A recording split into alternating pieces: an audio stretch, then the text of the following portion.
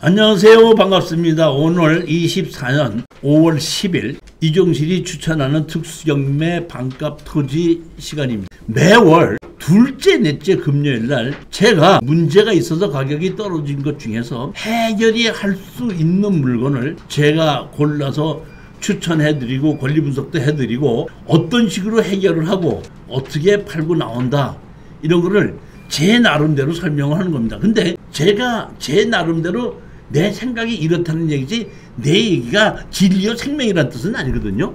그러니까 제가 추천하고 권리 분석한 걸 가지고 여러분들도 다시 한번 판단해보고 저와 생각이 같다 할 때는 입찰에 들어가게끔 되는 건데, 저는 여기 보면은 부동산이 돈이 된다고 생각하면 추천한 거거든요. 그러면 돈이 된다는 이유는 가격이 많이 떨어졌기 때문에 돈이 된다는 얘기예요. 부동산이 좋은 것이 아니라. 그렇기 때문에 절대 제가 다시 한번 말씀을 드리지만은 질러서 받을 생각을 하지 마시라는 겁니다. 여기가 제가 이제 매주 화요일 날 이 토지개발, 도로, 농지, 토지개발 1, 2 이 강의를 하고 있는데, 오늘 이 추천 물건 중에서도 여기에 강의하는 것 중에서 일부를 제가 예전에는 추천 물건 할 때 이 강의 일부를 집어넣지 않았었는데, 이 강의를 듣지 않으신 분들은 이해를 잘 못하시는 분들 때문에 이 강의를 듣지 않으신 분들도 이해를 하기 위해서 여기에 이 강의하는 것 내용을 일부를 여기에 추천할 때 포함한 것이 있습니다. 조금 제가 예전하고는 달리 그냥 추천 물건하고 이 강의를 듣지 않으신 분들은 제가 추천하는 걸 잘 모르시는 분이 있었는데, 이번에 그런 분들을 위해서 일부 편집해서 같이 집어넣었다 이렇게 생각하시면 됩니다. 자, 하나 더 말씀드릴게요. 24년 5월 30일 날 오후 3시부터 5시까지 저녁 7시부터 9시까지 특수경매 토지개발 지분경매에 공개 강의를 진행하고 있습니다. 제가 한 3개월, 2개월에서 3개월마다 한 번씩 공개 강의를 하는데, 이 공개 강의를 와서 들으라고 하시다 보니까 오시기가 참여하기가 어려우신지 참여하시는 분이 그래도 몇십 분밖에 안 되더라고요. 그래서 이번에는 그렇게 하지 않고, 자, 여기에 010-4444-2069로 동영상을 신청을 하시게끔 되면 제가 이때 동영상으로 실시간으로 수강할 수 있는 밴드에 초청을 해드려서 집에서 컴퓨터나 핸드폰으로 제가 특수경매 토지개발 지분경매에 강의하는 것을 여러분들이 동영상으로도 실시간으로 들을 수 있게끔 했기 때문에 이번에는 오지 마시고 그냥 010-444-2069로 동영상을 볼 수 있게끔 신청을 하시면 제가 동영상 볼 수 있는 밴드에 초청을 해드리겠다는 겁니다. 그러니까 아무 때나 집에서 보셔도 된다 이렇게 생각하시면 돼요. 제가 여기다가 이게 집어넣는 이유는 뭐냐면 이 5번째 물건도 이것도 제가 보기에는 농지연금으로 신청해도 좋은 땅이에요. 근데 이게 공유물 분할로 나오는데 여기 보십시오. 얼마짜리죠? 53선짜리가 1억 1,900까지 떨어졌는데 뭐가 있냐면 선순위 가등기가 있어요. 그 다음에 여기 또 하나 약점이 뭐냐면 농림지역입니다. 그러면 내가 농지연금을 받으려고 하는데 뭐가 있으면 어때? 철탑이 있으면 어떻고 자갈밭이 있으면 어떻고 연금을 받는데 뭔 상관이 있느냐 이게. 농림지역에 뭔 상관이 있느냐 이런지. 어차피 농림지역에 의해서 감정가가 낮아진 거니까. 근데 여기 보면 선순위 가등기가 있죠. 가등기는 문제가 있습니다. 자, 우리가 경매로 낙찰을 받을 때 권리 분석을 하죠. 권리 분석할 때 제일 먼저 해야 되는 게 뭐죠? 기준 권리를 찾는 겁니다. 기준 권리가 압류, 가압류, 설정이 기준 권리라고 그랬죠. 근데 여기 보면 압류가 있죠. 여기 압류 있죠. 근데 압류 이전에 가등기가 있죠. 그러니까 기준 권리보다 앞서 있는 가등기 인수, 기준 권리보다 후순위 있는 거는 말소입니다. 그러니까 실질적으로 여기에 기준 권리는 설정이 없기 때문에 여기에 압류가 기준 권리예요. 근데 이 압류보다 빠른 가등기가 2개나 있기 때문에 인수해야 되는 겁니다. 제가 보기에는 그래서 가격이 떨어진 걸로 저는 판단합니다. 자, 그런데 여기에 소유자, 점유 이렇게 있고 이렇게 여러 명이 가지고 있죠. 여러 명이 가지고 있다 보니까 공유물 분할 청구를 한 거고, 공유물 청구할 때 각 누구, 이 누구가 선순위 가등기를 해놓은 겁니다. 자, 그러면 선순위 가등기가 있는데 우리가 민법에 보면 뭐가 있죠? 소멸시효가 있죠. 자, 민법 162조 채권을 10년간 행사하지 않으면 소멸시효가 완성된, 이거 지금 민법에 있는 겁니다. 그 다음에 민법 163조 다음 각호의 채권은 3년간 행사하지 않으면 소멸시효가 완성된다. 자, 이렇게 보십시오. 자, 제가 강 사장님한테 돈 빌렸죠. 돈 빌렸는데 3년 동안을 한 번도 달라 그러지 않거든요, 저한테. 그러면 소멸시효가 완성된 겁니다. 끝난 거예요. 무슨 얘기인지 아시겠죠?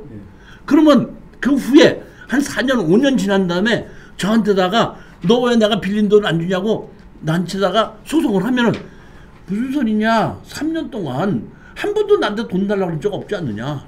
그러니까 이미 그거는 소멸시효가 끝났기 때문에 나는 너한테 돈을 주지 않아도 된다 하면은 제가 승소를 합니다. 근데 만약의 경우에 한 번이라도 그 안에 돈을 달라고 그랬다고 했었으면은 그거는 그때부터 소멸시효가 들어가기 때문에 달라고 그러지 않았다는 것이 확인이 돼야 되는데, 따라서 이럴 때 채권자가 내용 증명으로 너 나한테 왜 돈 빌린 거 안 주냐 하면은 그때부터 다시 또 3년이에요. 또 3년 지나기 한 일주일 전에 또 돈 달라고 그래요. 그럼 또 3년이에요. 그러면 그건 소멸시효가 없는데 3년 동안을 한 번도 돈을 달라고 그러지 하지 않으면은 소멸시효가 완성된다는 얘기입니다. 자, 그러면 이거는 등기부등본이 없이 말로 한 소멸시효입니다.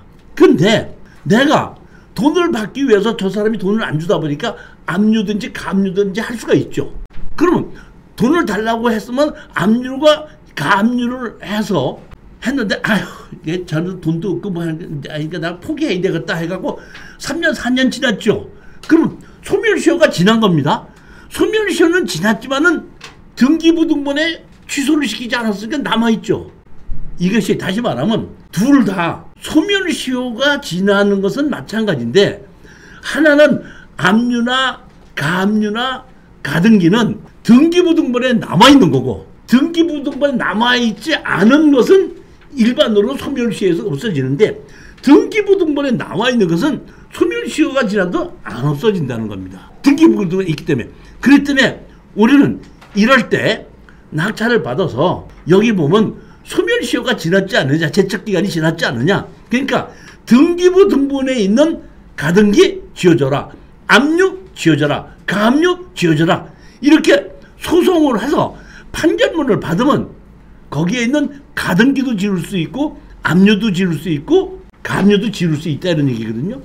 그러니까 여기에 보면 등기부등본상에 얼른 나와 있는데, 낙찰을 받고 여기 가등기자에게 가등기 제척기간에 의해서 이거를 없애달라고, 이거는 특수경매 실전 사례 보면 여러 개가 나옵니다. 우리가 낙찰을 받아가지고 이거는 변호사한테다 소송을 맡긴 것도 아니라 법무사가 이렇게 돼서 이렇게 됐으니까 이거는 제척기간에 의해서 가등기, 압류, 가압류 지워주십시오 그러면 판사님이 지워라 판결을 내면 판결만 가지고 등기소에 갖다 주면 지워지다 보니까, 여기 보면 자, 가등기는 제척기간이 10년, 압류, 가압류는 3년. 그러면 여기에 가등기 날짜가 지금 언제죠? 2009년이죠. 그럼 지금 몇 년 지난 거죠?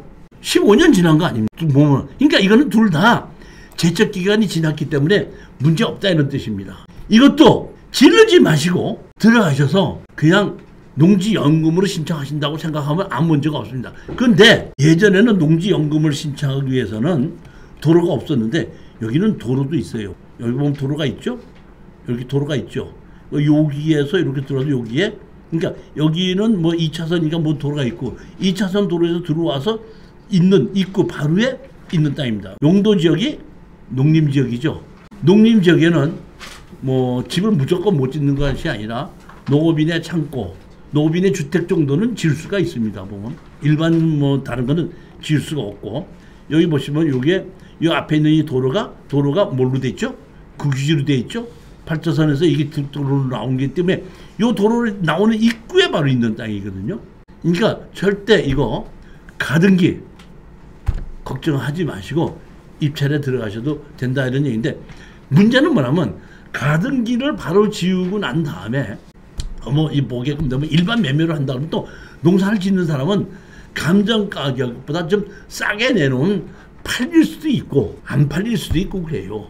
그러니까 내가 이거를 바로 판다고 생각하지 마시고 나는 어차피 이 농업인을 앞으로도 그 농지연금을 신청해야 되는데 농지를 하나 사서 내가 농사를 지면서 농지 경력을 한 5년 정도는 쌓아야 되겠다 싶으면 이거 사서 얼마니까? 얼마죠? 얼마예요? 얼마는 또 얼마예요? 1억 2,900이죠 보면 한 1억 3천 정도 주고 낙찰을 받아서 안 하고 그리고 여기 이제 제일 먼저 하셔야 될 일이 가등기부터 해야 되지 않습니까? 가등기 해놓고 한 3억에 팔아주십시오 해도 팔릴 수도 있어요.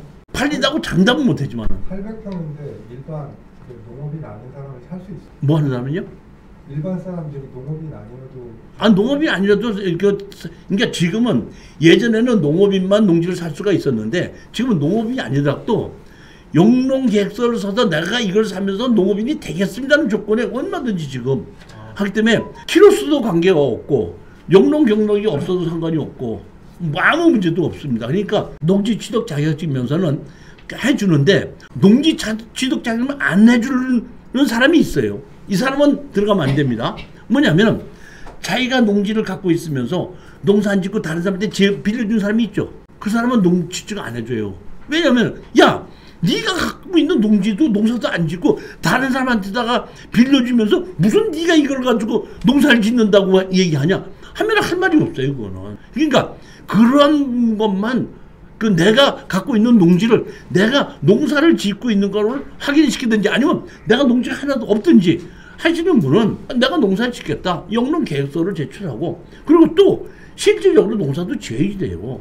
우리가 지금 농지 산 것이 투자한 게 몇 개 있는데 다 가서 농사 짓지 않습니까 지금? 우리가 농사 지은 거는 지금 제주도에 있는 거는 뭐 무화과도 심어놓고 황금향도 심어놓고 일반과도 넣고 여기 어디야 저기 평택 거는 그 대추나무 심어놨잖아요. 사과 대추나무를 심어서 또 풀이 나서 풀도 먼저 번에 저기 예전에 우리 수강생 한 분이 그 홍천에다가 농지를 사갖고 농지 취득 자격증명 신청해서 영농을 하는 조건으로 해서 농사를 이제 지었는데 지금은 농사를 짓나 안 짓나를 실질적으로 그 조사를 하러 나와요.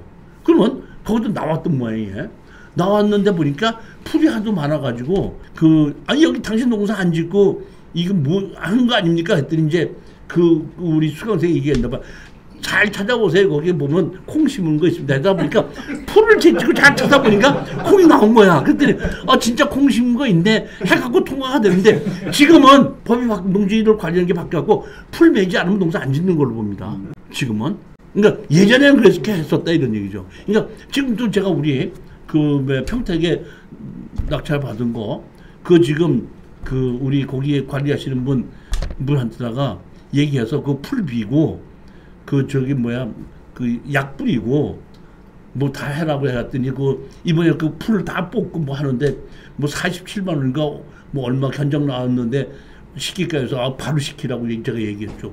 우리 대추나무 심어놓은 것도. 그러니까 여러분들도 항상 내가 직접 못하더라도 누구를 시켜서라도 농사를 짓고 풀도 비고 그다음에 거름도 주고 해서 관리할 생각을 해야지 사놓고 내비를 둘 생각은 꿈에도 하지 마십시오. 그럼 법규 어긋나면 안 되니까. 그러니까 농지를 사면 반드시 농사 지을 생각을 하시라 이런 뜻입니다. 농지연금에 대해서 잠시 설명드릴게. 가입 연령이 얼마죠? 60세 이상입니다. 그러니까 현재 보게끔 되면 24년의 경우 64년 12월 31일 이전 출생자입니다.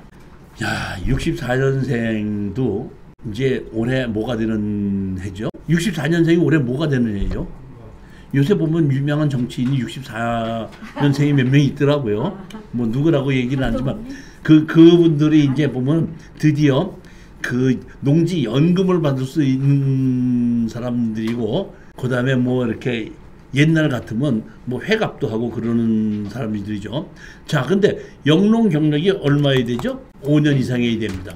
5년 이상이 돼야 되는데 예전에는 영농 경력이 5년 이상만 됐으면 되는데 요새 경매나 공매로 산 경우에는 영농경력 5년뿐만 아니라 내가 그 농지연금을 받으라는 것이 2년 이상을 집정농사를 지어야 되는 겁니다. 그러니까 내가 영농경력이 예를 들어서 3년밖에 없다 그러면은 이것을 사서 2년을 더 채우면은 자기가 그러니까 농지연금을 받으려고 하는 농지를 반드시 2년은 농사를 지어야 되고, 그 다음에 영농경력이 5년 이상 있어야 되는데, 이미 영농경력이 5년 이상 있던 사람은 이걸 사서 바로 농지연금 신청을 못 한다는 겁니다. 다시 2년 동안은 농사를 지어야 된다 이런 얘기죠. 그것만 한다 그러면 아무 문제가 없습니다.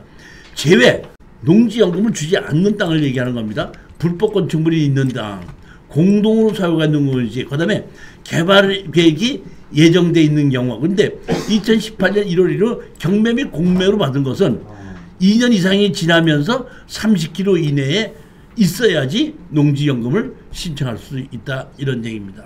농지연금은 종신정액형, 전후 후학형, 수시인출형 이런 것이 있거든요. 그러니까 평생 동안을 제가 똑같은 금액으로 받는다고 신청하든지, 아니면 내가 뭐 80세까지는 많이 주고 그 이후에는 좀 적게 달라 이런 것도 있고, 수시인출형이 있어서 30%를 미리 주는 것이 있는데, 우리 수강생이 낙찰을 받아가고 수시인출형으로 얼마 전에 신청했더니 자금이 없어서 수시인출형 지금 당장은 못 해줍니다 이렇게 얘기를 해서 그 뭐 안 된다 이렇게 얘기하더라고요. 제가 이게 농지연금을 받는 걸 가지고 제가 유튜브에 올린 적이 있는데, 유튜브에 올렸더니 누구일까 한 사람이 댓글을 달았더라고요. 그러니까 그 당시에 보면 12억짜리가 4개 떨어져서 낙찰을 받고 5억의 낙찰을 받아서 연금을 신청해라 이렇게 얘기했더니, 그분이 뭐라고 댓글을 달았냐면 이렇게 댓글을 달았더만, 아무리 12억짜리를 6억에 5억의 낙찰을 받았어도 농지연금을 줄 때는 농어촌 공사에서 감정을 다시 합니다. 다시 하는 거 맞아요. 틀린 얘기 아닙니다. 근데 자 보십시오. 감정평가사가 자기 맘대로 감정해요? 원칙이 있습니까? 그러면 먼저 감정사가 12억에 감정한 걸 그 다음 감정사가 7억에 감정했다는 둘 중에 하나는 틀린 거죠. 즉 이 얘기는 뭐냐면, 먼저 감정사가 12억에 했어도 그 다음 감정자가 낙찰을 5억에 받았다고 해서 6억에 감정하는 사람은 없다는 거예요. 먼저 가격하고 10% 이상 안 틀려요. 그러니까 먼저 경매로 감정이 12억이 됐는데 다시 감정 신청해봐야 떨어졌으면 11억이지, 그것이 5억에 낙찰 받았다고 해서 6억에 감정되는 건 아니라는 거예요. 물론 감정을 다시 하는 건 맞는데, 그 사람이 거기에 댓글 쓴 거는 제가 이게 12억에 이제 감정빵으로 됐을 때 5억이 떨어졌으니까 이걸 다시 이렇게 한 10억 정도로 해서 우리가 연금을 신청할 수가 있다 이렇게 얘기했더니, 거기에 대한 반박에 이제 그 답변을 이렇게 썼는데, 제가 그 유튜브에 답변을 쓴 걸 가지고 거기서 제가, 저한테 수강 오는 사람도 아닌데 그것이 맞다 틀리다고 거기서 그 다툴 이유가 없기 때문에 답변서를 저는 올리진 않았는데, 우리 수강생들은 그 얘기를 믿으라 이런 얘기입니다. 절대 먼저 감정사가 12억 했던 거를 경매로 나와서 낙찰을 5억에 받았다고 해서 다시 연금을 신청한다고 했을 때 그 사람이 낙찰을 5억에 받았으니까 5억이든지 6억에 감정하는 일은 없다는 겁니다. 감정사는 감정하는 데 원칙이 있는 거예요. 보면 6번째 물건 보시겠습니다. 2023 타경 10378에 이것도 강제경매인데, 제가 또 똑같은 얘기 자꾸만 한다고 생각하지 마시고, 제가 그 부러운 게 두 가지 있다 그랬죠. 제일 첫 번째, 자동차를 사는 사람이 할부로 안 사고 현금 주고 다 사는 사람. 참 부럽습니다. 저도 한번 그렇게 할부로 안 사고 현금 주고 다 사고 싶어요. 그 다음에 또 하나는, 이렇게 빌딩이나 근린생활시나 아파트를 살 때 설정이 없이 현금 주고 다 사는 사람 있죠. 이거 설정이 없죠. 그렇잖아요. 그러니까 이 사람은 현금이 많기 때문에, 이 사람은 이런 그 집을 근린생활시설이 반이 4억 4,700이면 약 9억짜리 아니에요. 9억짜리 부동산을 사는데 설정 없이 사는 거예요. 강 사장님 부동산 살 때 설정 없이 사, 기왕사. 설정 없이 사는 사람이 얼마나 부럽냐고 이거. 근데 강제경매로 얼마가 나왔죠? 5천이죠. 그러니까 여기 보면 감정 가격이 얼마까지 떨어졌죠? 2억 1,900까지 떨어졌지 않습니까? 그러니까 이거는 취할 리가 없죠. 그러니까 주인의 입장에서 2분의 1 지분이 나왔기 때문에 공유자 우선 매수가 들어오든지 아니면은 우리 지분을 사서 주인 노릇을 그대로 해야 되겠죠. 여기 있는 사람이 보면 지분 경매에서 가장 중요한 게 뭐라 그랬죠? 현재 주인 노릇을 하는 사람이 자기가 계속해서 주인 노릇을 하는 것을 그 사람이 주인 노릇을 계속하기 위해서 내 지분을 사겠느냐 하는 걸 보는 건데, 여기 보시게끔 되면은 이 사람의 입장에서 뭐 이 좋은 건물을 우리가 감정가격 반으로 뺏기지는 싫으니까 경매를 아시는 분은 공유자 우선 매수가 들어와요. 공유자 우선 매수를 아시면서도 공유자 우선 매수를 덜 배워가지고 현금만 안 갖고 와서 그냥 공유자 우선 매수만 신청하시는 분도 있습니다. 우리는 이런 경우에 공유자 우선 매수 들어오면은 그런가 보다가 오고 입찰에 들어가서 공유자 우선 매수 안 들어오면 낙찰을 받았죠. 일주일 지났죠. 일주일 지나고 나면 여기 나머지 주인을 찾아가는 겁니다. 여기 누구죠? 김 누구하고 조 누구죠? 아니 여기 보시게끔 되면 주소가 같으잖아요. 주소가 같다는 얘기는 이 사람 둘이서 침대를 같이 쓴다는 사람 아니에요? 그렇잖아요. 그러면 이 사람 집을 우리가 샀죠. 그러니까 이 사람을 가서 만나가지고 둘 중에 하나 하자 그래요. 공인중개사에서 내놔서 반씩 나눠 갖자. 아니면 네가 내 집은 사라. 그러면 내 지분을 살려고 하면 내가 등기 전 해야 되죠. 내가 취득록세를 내야 되죠. 그 다음에 상대편이 또 내 거 사야 되면 나에 대한 취득록세까지 등기 비용까지 다 물어줘서 사야 되죠. 우리가 또 조금 남으면 양도소득세 내야 되죠. 이럴 때 제가 우리 수강자한테 하는 얘기는 항상 낙찰허가가 나죠. 그 다음에 또 일주일 지나게끔 되면 이의신청 기간 끝나죠. 그러면 여기에 뭐에 보면 침대를 같이 쓰는 사람을 찾아가서 만나서 내 집은 사겠느냐, 다 팔아서 같이 나누겠냐고 물어보면 둘 중에 하나죠. 다 팔아서 그러면 돈으로 나누자. 어차피 둘이 같이 가서 공인중개사 내놓자 하는 방법이 하나가 있고, 또 하나는 내 지분을 사겠다 할 수가 있죠. 그러면 이렇게 이해하면 됩니다. 얼마를 주겠느냐 해갖고 내가 뭐만 안 해요? 뭐만 안 하면 되죠? 여기 보면 내가 2억 1,900이니까 2,190만 원을 내가 냈죠. 2,190만 원 하고 1,000만 원을 더 달라고 그러면은 3,190만 원을 나는 받고 나는 잔금을 안 내는 겁니다. 잔금을 안 내면은 그럼 내가 2,190만 원이 손해를 보는 거죠. 근데 그 사람은 여기에 나머지의 지분권자는 나한테 다 2,190만 원 물어줬죠. 물어줬으면 나중에 여기에 있는 것에 배당을 갈 때 그 배당이 여기에 포함이 되거든요. 그렇죠. 그러니까 자기들로서는 이 빚을 떠는 건 떨 수도 있다 이런 뜻입니다. 그렇게 해서 차라리 잔금을 안 내고 공인중개사 그냥 입찰 보증금만 하고 1,000만 원만 더 준다고 그러면은 우리가 안 되겠습니다. 그러면 예전에 수강생 한 분이 그러면 그렇게 해서 공유자 우선 매수 신청하는 걸 모르겠는데 해가지고 그 돈 받고 미납을 하고 나서 그 주인을 데리고 같이 가서 공유자 우선 매수 신청을 해서 그 다시 재경매 나왔을 때에 공유자 우선 매수 들어갈 수 있게끔 그렇게 만들어 놓고 한 적이 있습니다. 우리가 다 가르쳐 준 거죠. 그러니까 얼른 보면 모든 사람이 경매에 대해서 다 알 것 같지만은 모르는 사람도 많고 공유자 우선 매수하는 것도 모르시는 분들이 많아요. 다시 말하면 이거 공유자 우선 매수 그런 걸 뻔하지 않느냐? 그러면 다른 물건도 마찬가지. 나보다 더 높게 쓰는 사람이 들어올 수 있지 않느냐? 이렇게 생각하면 아무것도 못한다 이런 얘기죠. 거든요. 이것도 제가 보면 주인하고 협상이 가능하기 때문에 지르지만 마시고 입찰에 들어가 보시라고 권하는 겁니다. 이런 경우에는 잔금을 안 내고도 우리가 수익을 올릴 수가 있는 확률이 제가 보기에는 한 8, 90%는 됩니다. 잔금을 낸다고 하더라도 우리가 반가격으로 샀기 때문에 다 팔아서 나누자고 해서 같이 가서 공인중개사한테다가 팔자고 나눠도 되고, 만약 이 경우에 공인중개사 팔기도 싫다, 내 지분도 안 사겠다, 그러면 상대편이 내 지분을 살고 있죠. 내 지분을 살고 있죠. 제일 먼저 여기 보시게끔 되면 최누구라는 사람이 있죠. 그럼 소송할 것도 없어요. 여기 이제 있는 이 사람을 먼저 찾아가서 2분의 1 지분은 내 겁니다. 그러니까 먼저하고 똑같은 조건으로 다시 계약합시다 해서 보증금 1,000만 원 나한테 주세요.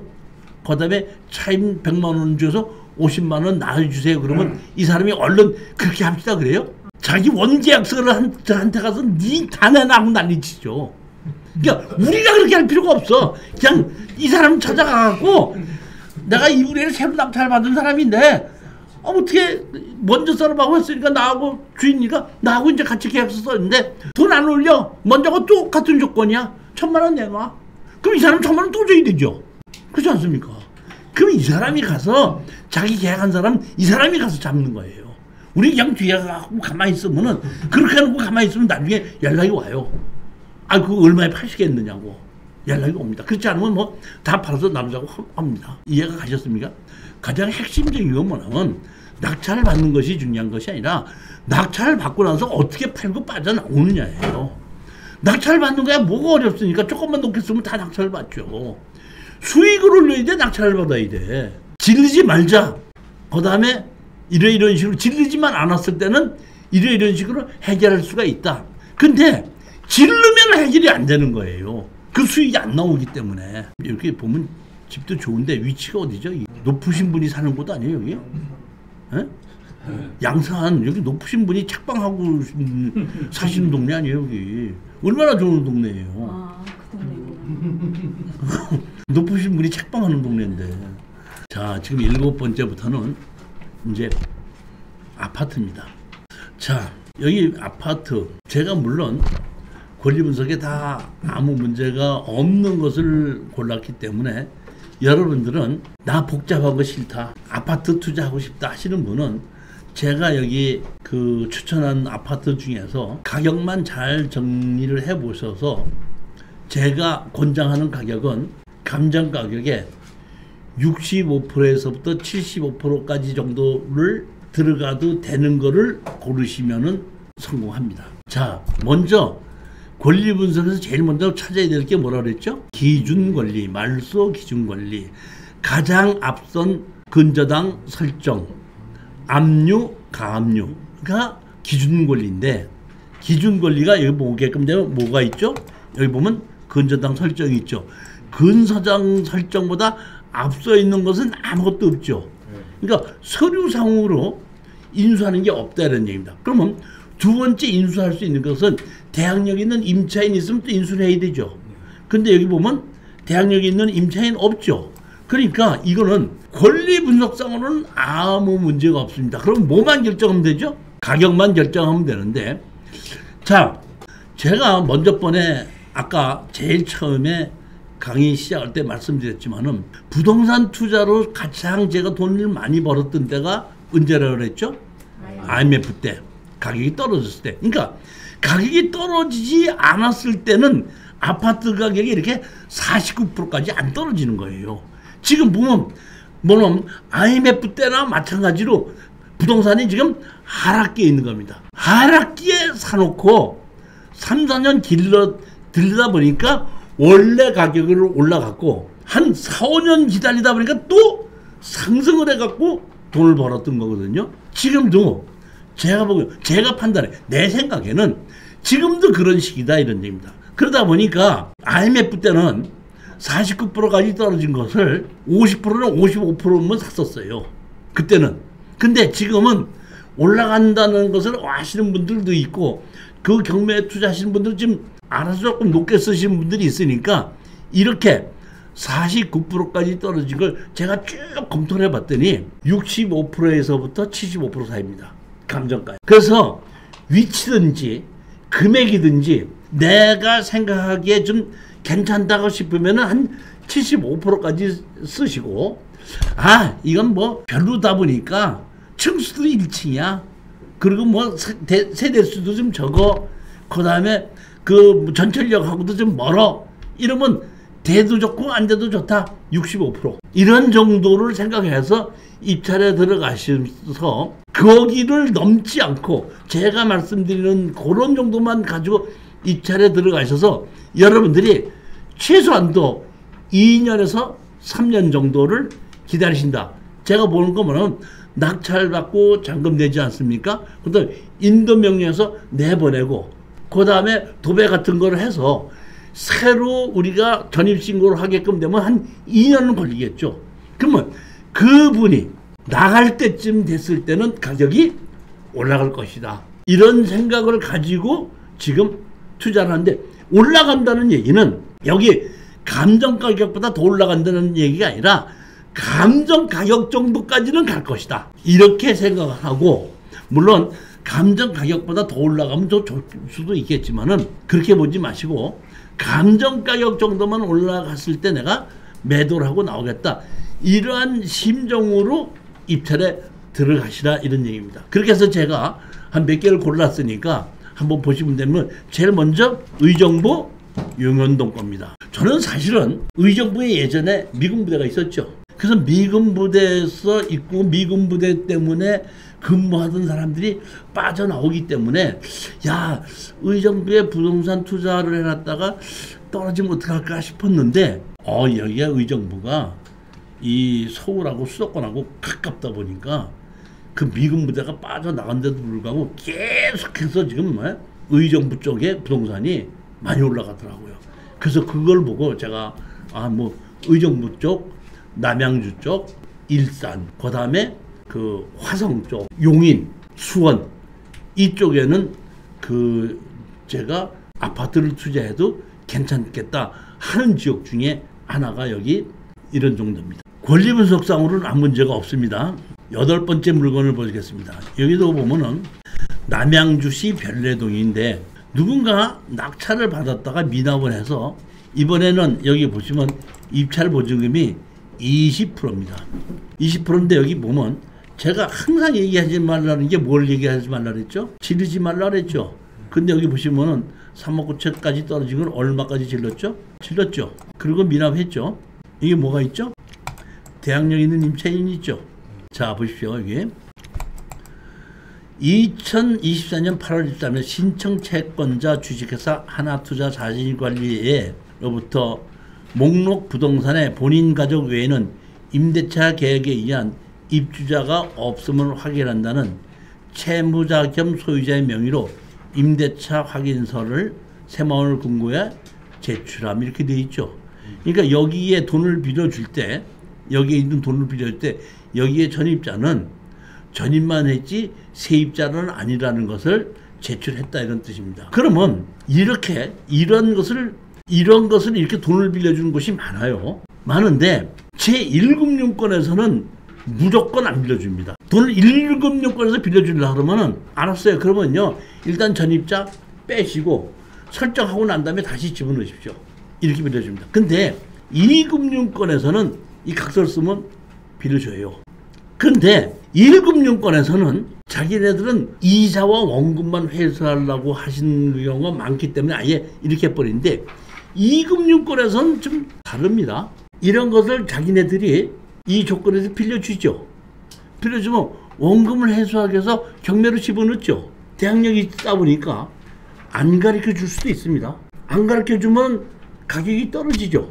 그럼 자기네들이 받는 거예요. 그러니까 이자도 받고 수익도 받는, 무슨 얘기인지 이해 가십니까? 근데 여기다 이걸 감정평가사가 왔을 때 이걸 했다는 얘기는 얘네들은 그냥 경매로서 이자만 받겠다, 이런 뜻입니다. 이해하셨죠?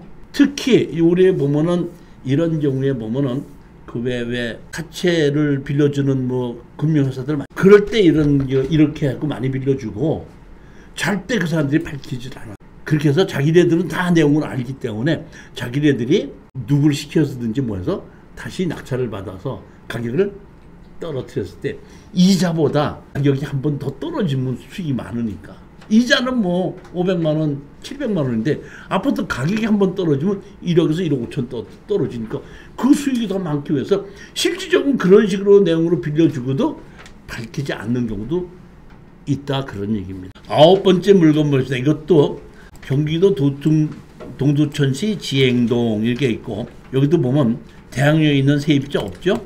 보면은 여기에 기준 권리가 이게 근저당 설정이 있고 앞서 있는 인수되는 거 하나도 없죠.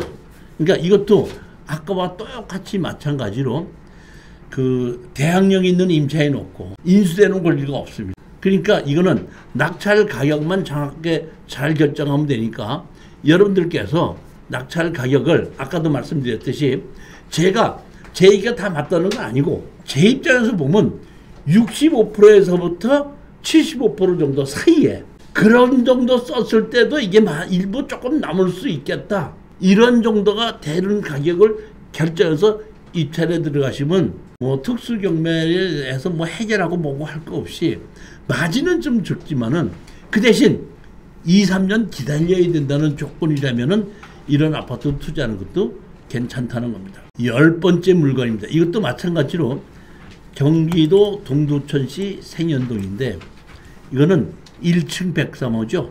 1층이 좋은 거는 뭐가 좋죠? 어린이집을 만들 수가 있죠. 근데 제가 보기에는 여기 이미 아파트가 오래됐으니까 어린이집이 이미 있겠죠. 그렇다면 내가 여기 그 1층인데 요새 아파트는 1층을 하게끔 되면 좀 높여서 외부에 있는 사람들이 이렇게 지나다니는 그 주차장에서 볼 수 없게끔 이렇게 좀 만들어서 좀 높이게끔 하긴 하는데 옛날에 진 아파트는 주차장에서 차 내리면서 이렇게 다 볼 수 있는 것이 단점이 있기 때문에 절대 이거 1층은 이거는 제가 보기에는 뭐 아까 65%나 75%를 적용하면 안 된다고 봐요. 더 낮춰야 된다고 보고 거기에 맞춰서 1층이라는 단점이 있거든요. 꼭대기층은 괜찮아도 1층인 경우에는 조금 좀 그러니까 물론 연세가 많이 드신 분들은 그냥 나 1층도 좋다, 그냥 엘리베이터 안 타고 걸어서 다닐 수가 있으니까 이렇게 하지만은 일반인들은 이게 선호하지를 않는 것이기 때문에 일반 층보다는 몇백만 원을 낮춰서 거래가 되니까 거기를 생각하셔서 입찰 가격을 쓰시라 이렇게 권하는 겁니다.